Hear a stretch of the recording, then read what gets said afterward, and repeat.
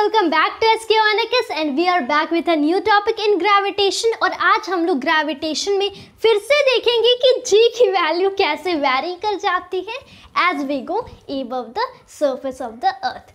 हम लोगों ने प्रीवियस वीडियोस में देखा था कि अर्थ का मास यूनिफॉर्मली डिस्ट्रीब्यूटेड नहीं है, तो डिफरेंट प्लेसेस पे G की वैल्यू डिफरेंट हो सकती है, acceleration due to gravity different हो सकता है, and even earth is not a perfect sphere. Earth थोड़ा सा it is little bulged out near the equators and little flattened at the poles, जिसकी वजह से पोल्स पे जो G की वैल्यू होती है वो हायर होती है, because the points at the poles are closer to the centre of earth than to equators. And we also saw कि अर्थ रोटेट्स, और जब अर्थ रोटेट करती है any point on the pole doesn't rotate instead, but whatever points are on the equator वो rotate करते हैं, तो वहाँ पे भी G की वैल्यूज़ जो हमारी होती हैं दे में वैरी। लेकिन क्या होगा अगर हम लोग एबव अर्थ सरफेस जाए? Suppose this is earth, right, ये मेरा अर्थ है। अब यहाँ पे ऐसी कोई कंडीशन नहीं लगाई गई है कि अर्थ का मास यूनिफॉर्मली डिस्ट्रीब्यूटेड है या नहीं, no that is not what we see. लेकिन हम लोग अर्थ के ऊपर जाते, कोई भी पॉइंट आप ले लो, सपोज आप पोल पे ही खड़े हो, पोल पे आपने किसी बॉक्स को रखा पोल्स पे एंड फिर इस बॉक्स का वेट मेज़र किया।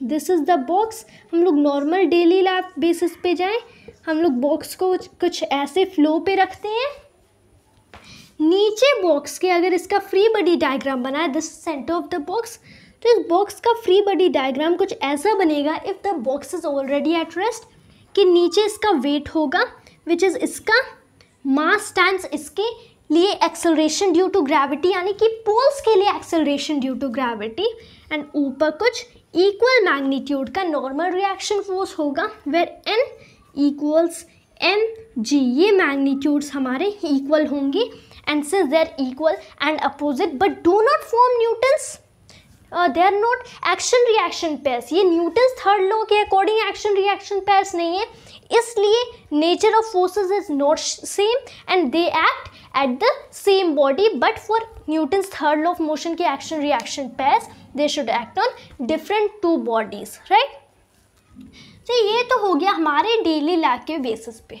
ये हमारी अर्थ है, इस ऑब्जेक्ट को नीचे अट्रैक्ट करेगी, जो हम लोग वेट देखते हैं m टाइम्स g, वो कुछ ऐसे अर्थ के टुवर्ड्स एक्ट कर रहा होगा। This is the gravitational force, right. ऊपर नॉर्मल रिएक्शन फोर्स है, राइट, ऑफ इक्वल मैग्नीट्यूड, या नीचे एक्सेलरेट नहीं कर जाता।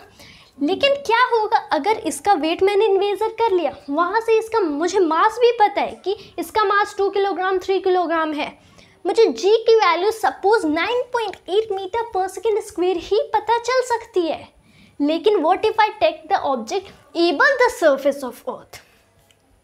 जैसे अब यहाँ पे हम लोग बहुत सारी कंडीशंस नहीं लगाएंगे कि अगर यहाँ पे हम लोगों ने रखा G की वैल्यू मेज़र की एंड फिर यहाँ रखा G की वैल्यू मेज़र की तो डिफरेंट हो जाएगी। हम लोग अर्थ के सरफेस पे डिफरेंट पॉइंट्स नहीं रखेंगे, बल्कि एक ही हॉरिजॉन्टल लाइन पे रखेंगे, but will take it to a higher vertical axis, vertical points, vertical coordinates, यानी कि हम लोग इसको यहीं पे रखेंगे but will move it above the earth surface, will not get it across the surface of the earth, across this circumference.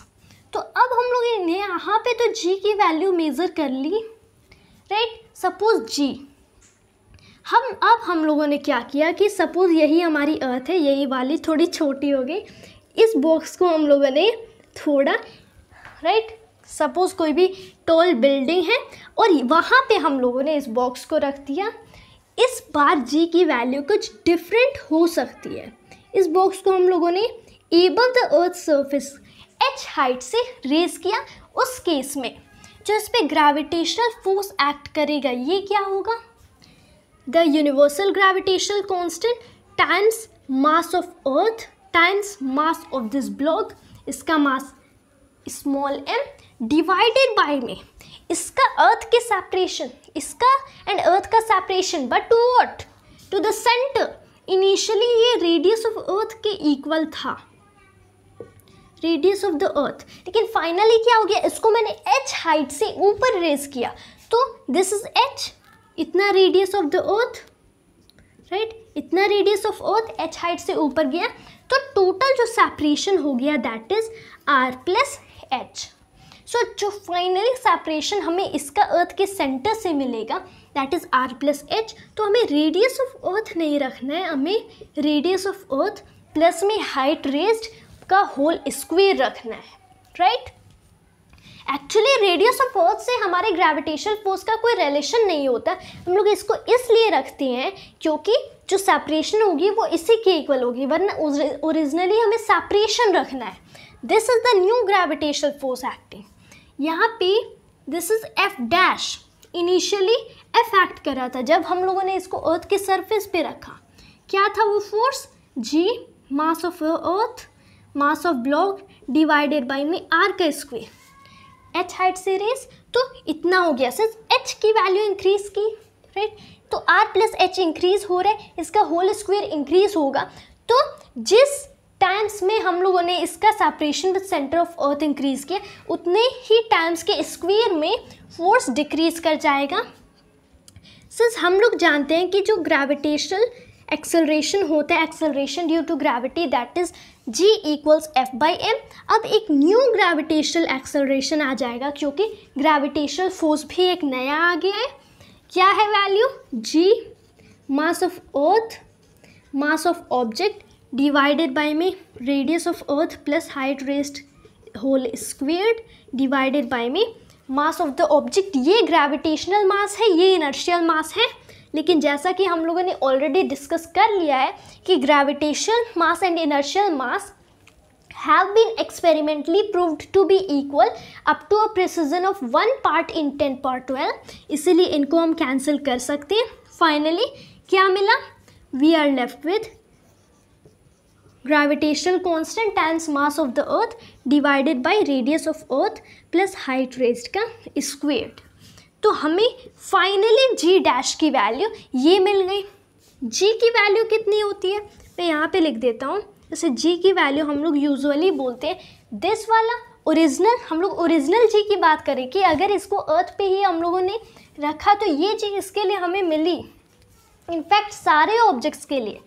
तो ये उस टाइम पे जो फोर्स एक्ट कर रहा है उस हाइट पे, यानी कि R distance, R separation, radius of earth का separation to the centre of earth. So original तो हमारा क्या था? Actually this is not original and duplicate, ये ओरिजिनल डुप्लीकेट नहीं है, but at the surface of earth G की value F by M, G M E M over R square divided by में M, they are equal inertial gravitational mass, ये G M E over are का square. हमें difference दिखता है कि g dash at the height some height to the surface of earth इतना होगा, g की value at the surface of earth इतना होगा। अगर हम लोग चाहें तो यहाँ पे we can be trying something nice, something new. जैसे इसको अगर मैं लिख दूँ तो यहाँ से मैं r को एक बाहर ले सकता हूँ। So this is g times mass of earth divided by में r स्क्वेयर्ड हो जाएगा इनटू में 1 plus this is h by R का होल स्क्वेयर। तो ये तो हमारी g डैश है, g कुछ इस तरह से। तो if I want I can be comparing this, क्योंकि g original at the surface of earth की वैल्यू इतनी है and this is something like this. इसको मैं यही वैल्यू कह सकता हूँ G M E divided by में R square, G M E divided by में आर स्क्वेयर, इतनी g हो गई, राइट। तो अगर मैं चाहूँ इसी को g डैश को लिख सकता हूँ g डिवाइडेड बाय में 1 प्लस एच बाई आर का whole square remains down 1 plus H by R whole square. तो कुछ इतनी हमारी g डैश की वैल्यू आ जाएगी in comparison to the original acceleration due to gravity. हम लोग कहाँ पे थे? हम लोग कहीं पोल पे थे, ऑलराइट।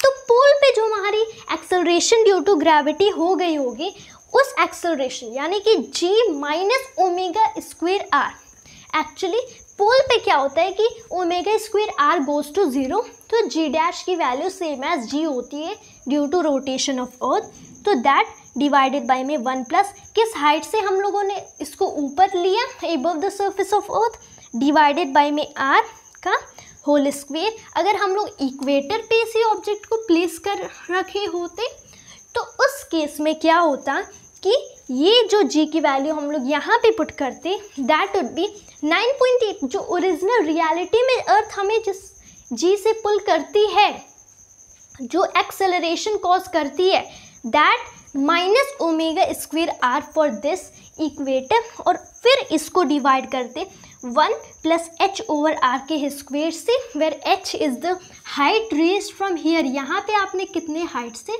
रखा, and that is how you find all this. यहाँ पे हम लोगों ने अभी पोल्स पे रखा था। So this is original g 9.8 divided by में।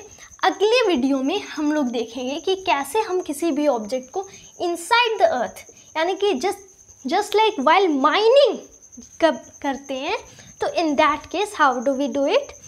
वरना तो if you want you can directly use this equation also. अगर चाहो तो आप G M E divided by में R plus H whole square use कर लो, there is no problem in that. Otherwise you can also do G dash equals G over 1 plus H by R square. ये वाले equation use करो, ये वाले use करो। Force calculate करने के लिए तो यही वाले यूज़ करो, that would be appropriate according to me. या फिर इफ़ यू वांट यहाँ से भी आर प्लस एच का होल स्क्वेयर से आर स्क्वेयर इंटू में 1 plus H over R square ले लो, और उसके बाद इसको फोर्स डिवाइडेड बाई में दिस वैल्यू लिख सकती हो। So if you want this equation, force में भी ऐसे इक्वेशन लिख सकती हो, या फिर फोर्स को भी इस original at the surface of earth के फोर्स के टर्म्स में लिख सकते हो। That is how we just do all of it. That was all for today. Hope you always like and enjoy to this video, and thanks to always. जय हिंद, जय भारत।